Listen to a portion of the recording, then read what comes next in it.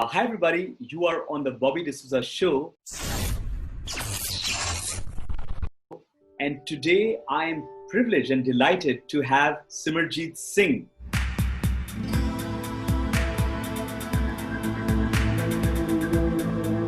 Simerjeet, how are you doing?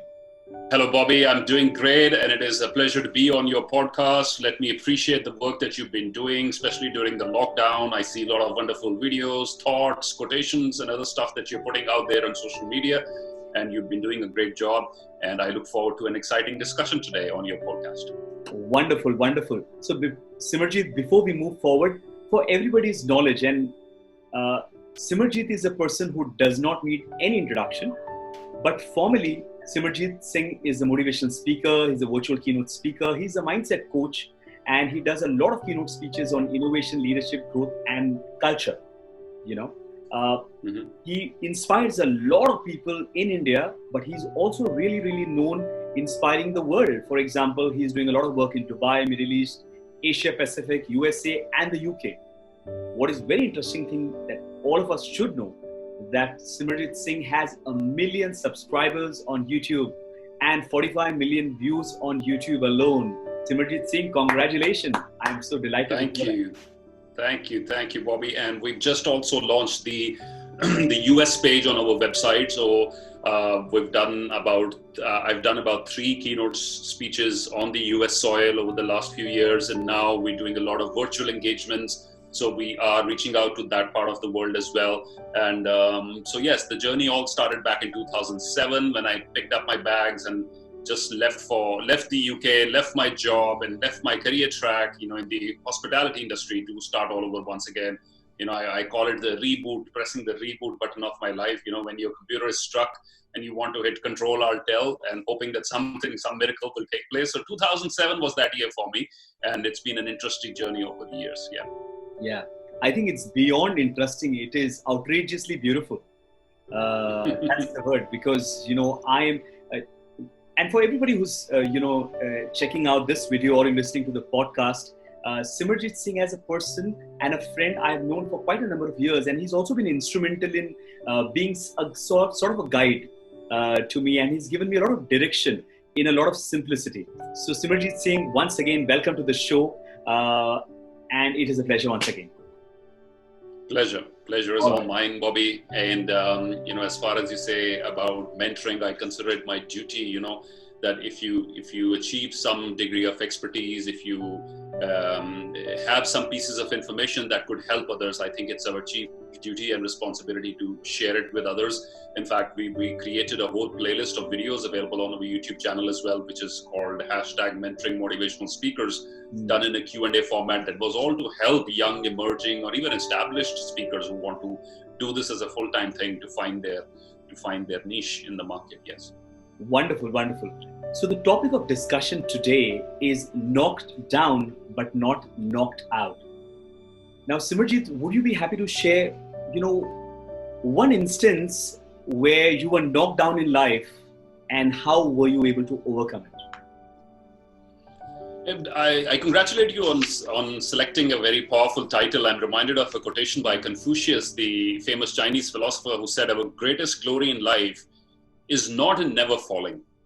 Our greatest glory in life is not in never falling, but it is in rising every time we fall." And I look at this this rise and fall as part of the two sides of the same coin, which means that the valleys and the peaks are what makes the journey interesting. So yes, to answer your question, that there's been many instances that I've had that you put in a lot of efforts, that you have high expectations, that you are expecting the positive outcome, but somehow things don't work out for you. And if you look at it in hindsight, I think that is some of the biggest blessings in my life. That's how they arrived.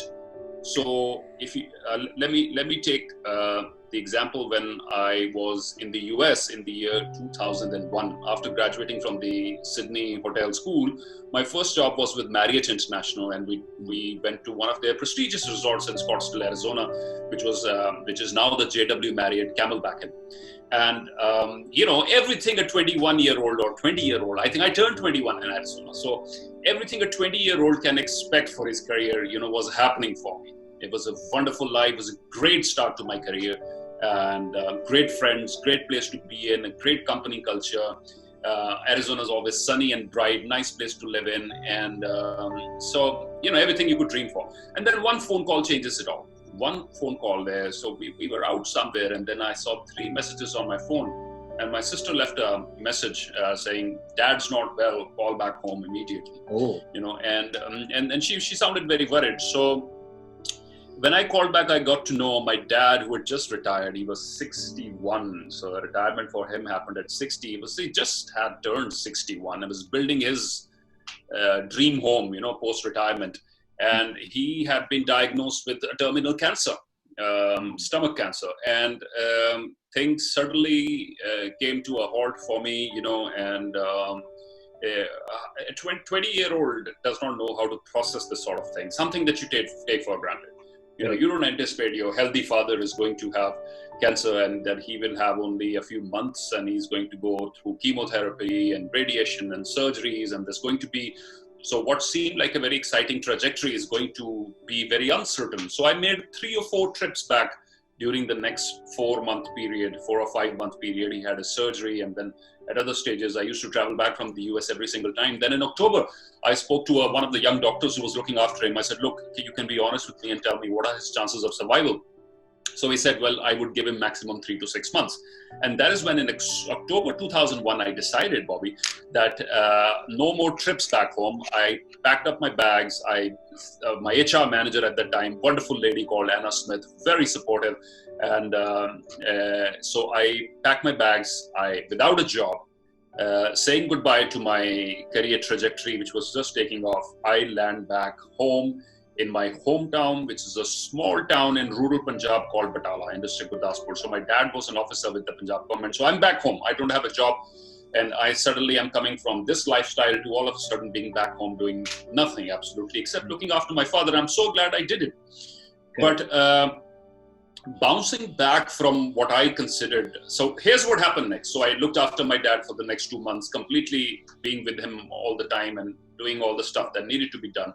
And then one fine day, I picked up the Daily Tribune in English, which is a magazine we get here in North India, the English newspaper we get in North India. It's called the Tribune. And I see an advertisement for one of the first 5-star properties that was opening in this region, which was the Radisson in Jalandhar. So the owner himself have put out a little advert saying, about his dream and about throwing the doors open to the public and everything. So I just picked up my phone and I called the hotel and I said, "Can I speak to the HR manager?" So they transferred me to the HR manager. I told him who I was. I told him what my qualifications were, what my experience were. And I said, "Look, do you have any opportunities?" So they said, "Sure, come over for an interview." So I go over to an interview to the Radisson Hotel. And as things would happen, as the universe would conspire, I was hired to be a restaurant manager at the tender age of 21. And I look back at it, although financially and in all other ways, it was not going to be the same thing as what I was doing earlier. But if you look back at it, all of my friends were not even supervisors yet. So I suddenly got maybe a 3-step jump ahead of my peers. Okay. I'm a restaurant manager at 21. Most of my staff are 25, 26. My assistant manager is 32 years old, for God's sake. I'm leading a team of 20, and this is a new property. There was so much learning that happened. So I would say to call anything a major setback in your life would be a harsh word, because hidden inside that punch on the face, hidden inside is the blessing that something new is going to emerge out of this. If you are strong during that phase, if you hold yourself together, if you don't allow yourself to disintegrate, if you keep your optimism and if you keep your balance, and you come out of this rough water or this storm and you come out really, really strong. I think a famous leadership philosopher, this guy Grover Cleveland, he had a beautiful quotation which said, "In calm waters, every ship has a good captain." In calm waters, every ship has a good captain. But I think the effectiveness of our captaincy, of our leadership, is tested during a storm. And those are some of the biggest lessons that I learned from my life. And yes, there's been many other disappointments, and yes, they still arrive, but now I welcome them with a different perspective. I say, hey, this is a push outside the comfort zone, and something good is going to emerge out of it. Wonderful, wonderful. I think I'm just wondering, when somebody has a career in the US, which is like a dream for anybody from India, and suddenly, you are pushed because of a personal situation to come back to India, I was imagining, what were the thoughts going through your mind when you were sitting back in the plane coming back to India? Just wanted to know if you're happy to share. What were the thoughts? Yeah, the thought was finally relief, Bobby, to have the opportunity to be back with my dad when he needed me the most. I don't regret it one single bit. So no questions asked about that, because when I met him, and there were so many sympathizers, so many other people who would come on a daily basis to see him. And so he said to everybody, thank you, you can all go home now. My son is here to look after me. So I think as a son, that is one of the proudest moments for me ever. As a young 21-year-old, your hormones are raging, you're very ambitious, you want to do something. Yes, there is comparison. You compare yourselves with what your peers are doing, and they're holidaying in Las Vegas, or they're having a road trip to New York, or doing other sort of things. Yes, there is resentment at times. Yes, you compare. Yes, you wonder why this had to happen with me. But I think the most important thing you do is you answer that calling. You rise up to the occasion. You do what needs to be done during that time. Yeah, no questions asked about that. Wonderful. And I think what I'm also realizing is, it's also about your own why, right? Why you're doing what you're doing. So for you, coming back to your own family was highly, highly important, that moment of time. And when something is a priority for us, then we can find a way out. And absolutely. From your own story, I think it just shows up, that when something is important, we'll find a way out. Now, I completely agree with that. Priorities. I usually joke with people. I said, you tell me your top 3 priorities, and I can predict your life. If one of your top 3 priorities, if a person has number 1 priority is health and fitness, you would see it in their lifestyle. You would see it in the choices they make. You would see it in how they live their life. So yes, it's really important for us to know what our priorities are. And I think one of the major reasons why people struggle internally is that they haven't yet clarified the priorities. They're all mixed up. So there's one exciting thing after the other. So they get pulled in multiple directions. And by the time they realize, okay, who am I? What do I stand for? I never took out the time to figure that out. So now I'm going to just be pulled in any direction. So here comes money, I'll run after money. Here comes fame, I'll run after fame. Here comes this, I'll run after this. But if you set your priorities, I think, in life, and if you make some non-negotiables, for me, family has always been a non-negotiable. For me, ethics have been a non-negotiable. For me, some of these things have been non-negotiables. And, it's not about, let's understand, it's not a race. Life is not a race. What are we rushing to? To our own inevitable deaths in the end? Is that what we're rushing to? That's the end destination, right? So it's not a race. It's a journey. It's a journey. And I believe more than any destination, more than any award, more than any other sort of landmark of how many million subscribers or etc., is how did you run this race? Did you enjoy it? Did you have a good time? Yeah. Or were you punishing yourself to get to a certain destination? I think these are the small things that most. Wonderful, wonderful. Thanks for sharing. What I also picked up from what you said is, if people are knocked down and they know for sure this is important for me, this is the path I need to take, and this is what I want to do, then as a result, people will anyways get up. And I think, that also came out from what you shared. Now, what I also like to ask you is, what is that one suggestion that you would like to give to people right now, during the times of what's happening right now? Uncertainties are being, are showing up, and people are losing jobs, and there is a lot of struggles. So right now, if somebody's watching this and they're feeling knocked down, what is that one suggestion that you would give for them to rise up? Bobby, I'll read this poem that a friend sent me just through a strong coincidence, just an hour before our interview today. An author is an American poet called Douglas Malloch, and his poem's titled "Be the Best of Whatever You Are." Be the best of whatever you are, and that's my answer to your question. That's my tip to the viewers during this tough time. Be the best of whatever you are, by Douglas Malloch. It goes something like this. If you can't be a pine on the top of the hill, if you can't be a pine on the top of the hill, be a scrub in the valley, but be the best little scrub by the side of the hill.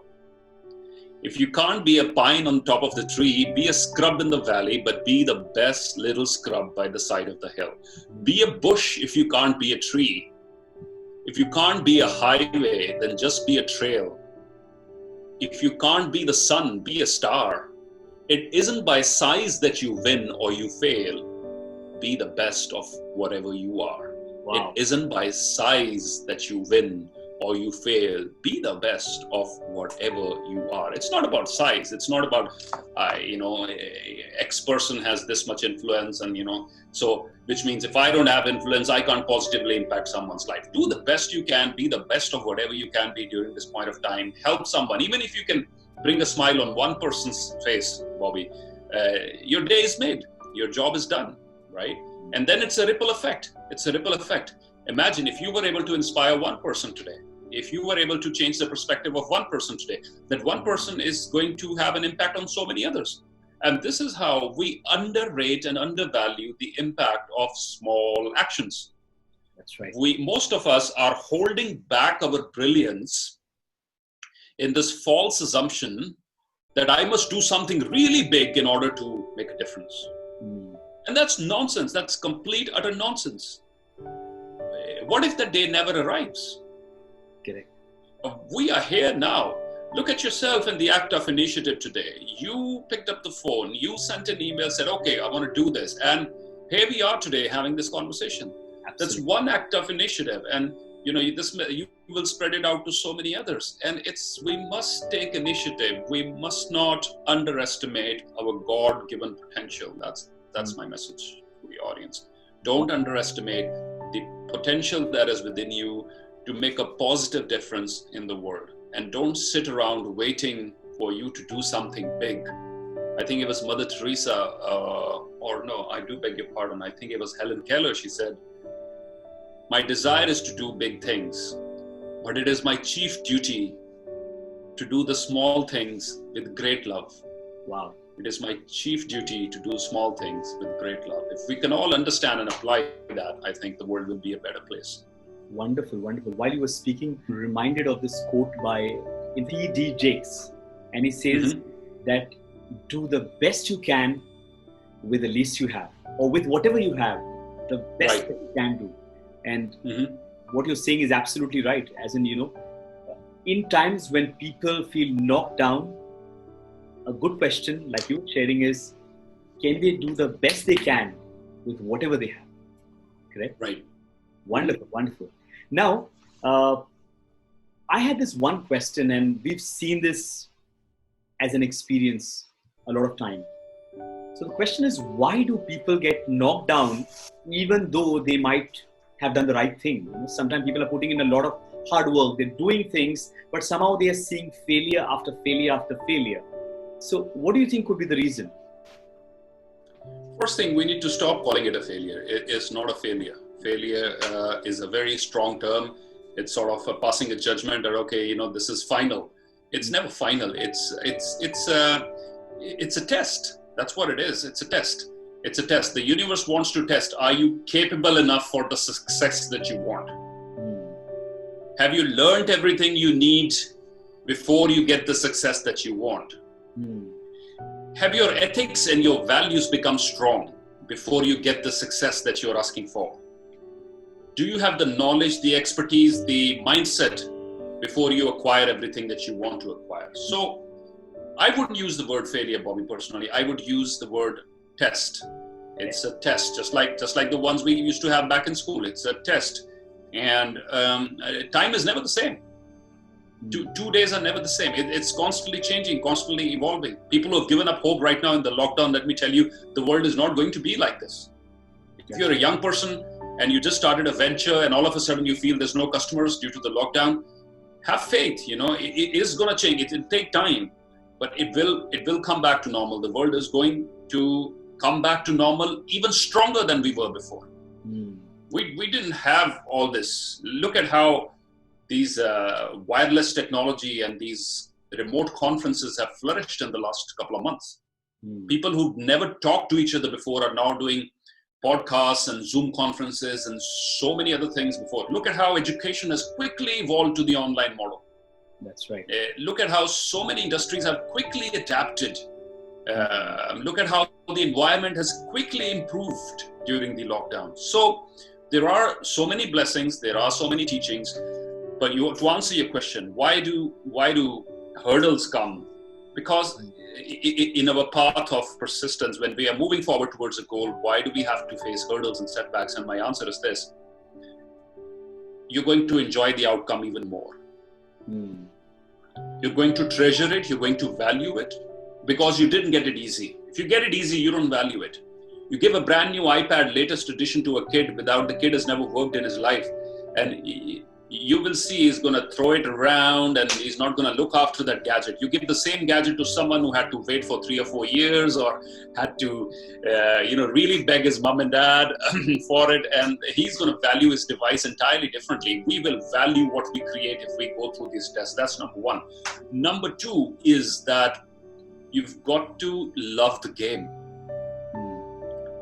If you don't love the game, let's say you got into a game only for money or fame or something, okay? And the first setback you face, you can say, okay, fine, I'm not making money here. Let me explore an alternative, right?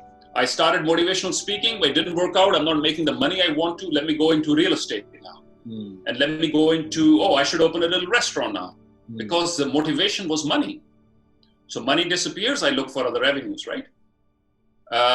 And that's when you lose, because some of these things, some of the major goals of your life are going to be lifelong commitments. If you leave them midway, you've left a dream midway.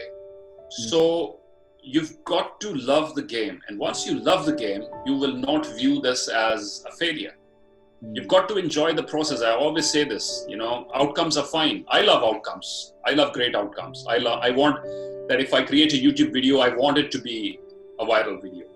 I want, if I create an online learning program, I want it to be a global sensation. Who doesn't want good? We all love good outcomes. But the thing is, if you enjoy the process, you will be able to detach from the outcome. Say, okay, my last one didn't work out. We put a lot of effort into a YouTube video. We had high expectations. Fizzled out. No views. People didn't like it. I could sit and cry about it, and I could, whine about it, and I could complain about, how unfair and blah, blah, blah, and why is this person getting more views, and say, I could take that path. But the second path I could take is, I love the game. A famous actor was once asked, why do you act? And she replied, because that's who I am. I act because that's who I am. So why? So for me, the motivation is not my video doing well or my external, receiving appreciation from other people. For me, the joy is I love the game. Yeah. I love to be back here, be among people, be on, in front of a video camera or in front of a live audience. Or I hope that happens soon for us speakers, right? So to be in front of a live audience and to do what we do best, to inspire people. But until that happens, we've got alternative sort of, mediums to do that. So I do it because I love it. And therefore, there is no setback that could turn me off from this path. I'd be back again the next day, Wonderful. Yeah. Wonderful. I'm connecting the two aspects that you shared at the start. You spoke about you came all the way, left your biggest goal, dream basically at that moment of time, came back to India for the love of your family. And even over here, you're saying that it is not just about the money, because if it was money and if money got delayed, then you could have just said, let me start something else. But because you love the game, and I see that persistent passion of doing something, when you're very excited about doing something, that even if you are falling down, it's part of the package, it's part of the game. Right, absolutely. Wonderful, wonderful, wonderful. Now, Simerjeet, there are people who are right now possibly going through a situation wherein they are feeling like, I've lost it. I don't know what the future is. I don't know what's going to happen. It is not going to work for me. Let's say somebody's going through this. What is that one thought that you could give them that could help them to possibly, come out of it right now emotionally? Well, two or three things. Number one is get perspective. Get a better perspective. What I mean by this is, it's the old story goes, one of the famous sculptors, he spent years creating one of the beautiful sculptures of the Renaissance, and he brought in the person who was paying for it, the mayor of the city. So the mayor of the city came in and he said, well, I don't really like what you've created, right? And this guy was so proud of what he had done. And now all of a sudden the person who's commissioned that work, who's paying for it, didn't like it. But he realized quickly that this guy was standing in the wrong spot. So what he did, he gently nudged him to move a little bit backwards so he could now see the sculpture from his perspective, from where he was standing. And the guy said, wow, okay, it looks much better now. And the same with our lives. Sometimes we're so caught up with this narrow frame of reference that we think that, I am the one who's suffering the most. I am the one, and life has been most unfair to me, and things are never working out for me. Those sort of blanket statements. But when you look at somebody on the roadside, let's be mindful of the fact, Bobby, that we live in India, and our country's gone through a lot of hardship in the last couple of months after the lockdown happened. There were so many sites, so many videos, so much that came forward of the human spirit. When you see that 15-year-old girl who's riding a bike all the way from Gurgaon to her native village in Bihar, that's right. That's more than 2,000 kilometers, and her old father riding behind. And you see the human spirit, the strength of human spirit. When I wake up in the morning and I see this old Sardarji in the fields outside my house, 80-year-old man up at 6 a.m., irrigating his field and watering his crop, I see the human spirit. I get a perspective, and I feel like, man, your complaints are not justified. You're sitting here inside an air-conditioned room with access to a MacBook Pro and, and all the tools that you could ask for, and you are complaining about life. You have food to eat, you have a roof over your head, you got everything you need, and so shut up and get back to work and make something happen. Use the tools and resources and stop complaining. It's that shift of energy we need, and so number one is perspective. Get perspective, move back a little, and don't think you are the biggest sufferer. There's so much going on. There's so many other people going through way bigger challenges than we are in right now. Look at them and seek inspiration from them. That's number one. Number two would be, have faith. Things don't always remain the same. Time changes, right? If from what was happening pre-COVID-19 into your life to what might be happening now, imagine this is going to be a story to tell your grandkids or something, a few years down the line. So time is going to change, but how you play the game during this time? Did you lose your nerve, or were you able to play this game as a balanced individual at this point of time? So I say this is the best time to execute and make things happen which you didn't have the time to do before. If your mindset is positive, there is so much more that you can do right now. Get the stuff moving. You didn't have a website before, go build it now.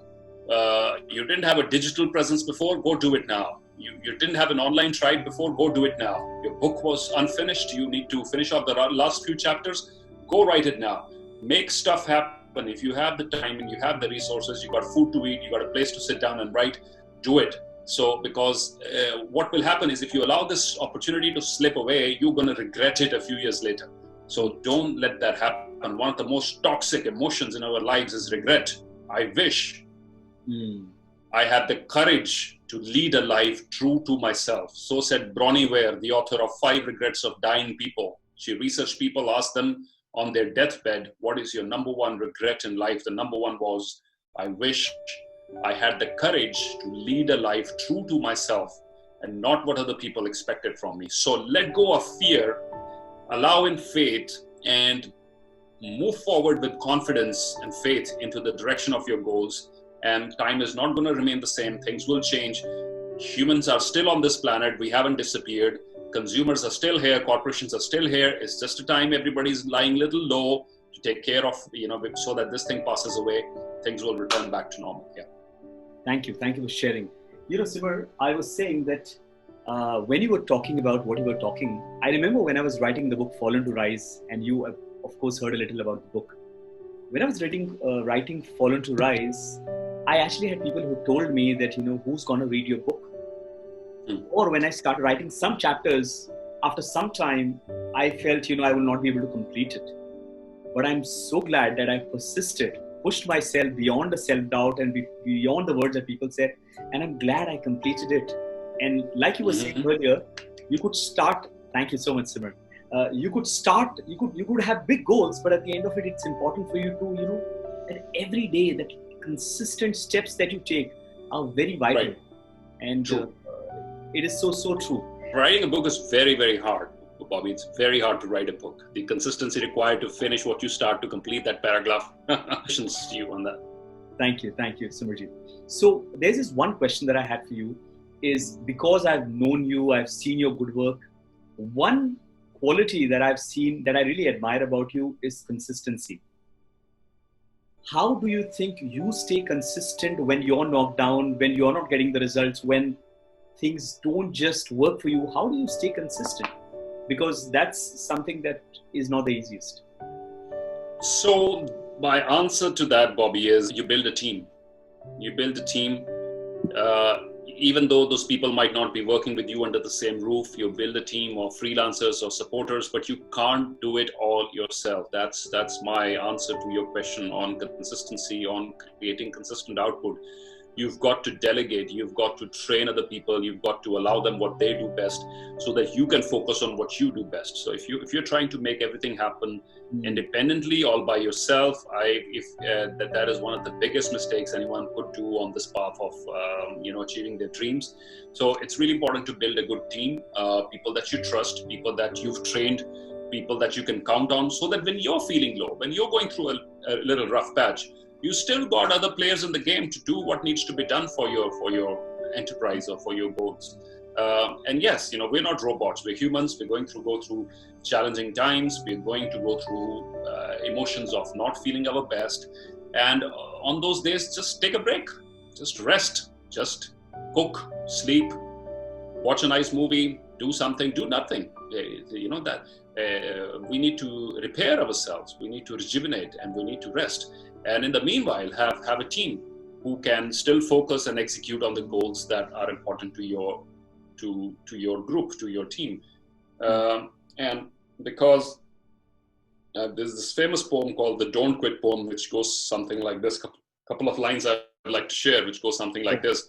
When things go wrong, as they sometimes will, when the road you're trudging seems all uphill, when the funds are low and the debts are high, when you want to smile but you have to sigh, rest if you must, but don't you quit.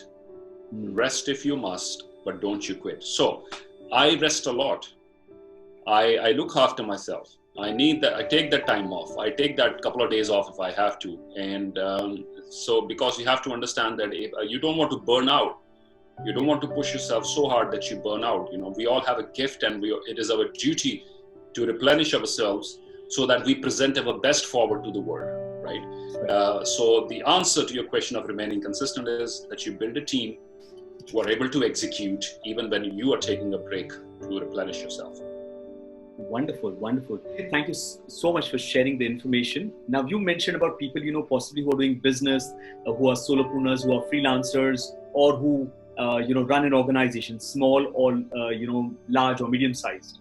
What about those people who are students or people who are working in an organization, they're an employee, when they feel knocked down, but at the same time, the Monday morning, the manager is going to call you up and is going to give you 10 tasks that you have to do. The escalation query with the client is still going to be there. How would they handle the situation? Because they can't just take it off, right? What is your suggestion for people who are working in a company or who are students? Bobby, I don't particularly like bosses who don't give time off to their teams. So that's but jokes apart, even if you're working for a company or you're working for someone else. Now let's talk about students first. You brought up students. So for students, I would say have friends who can encourage you. Just like yesterday, I recited a poem in Urdu, in Hindi and Urdu on video, and it went viral, in a day.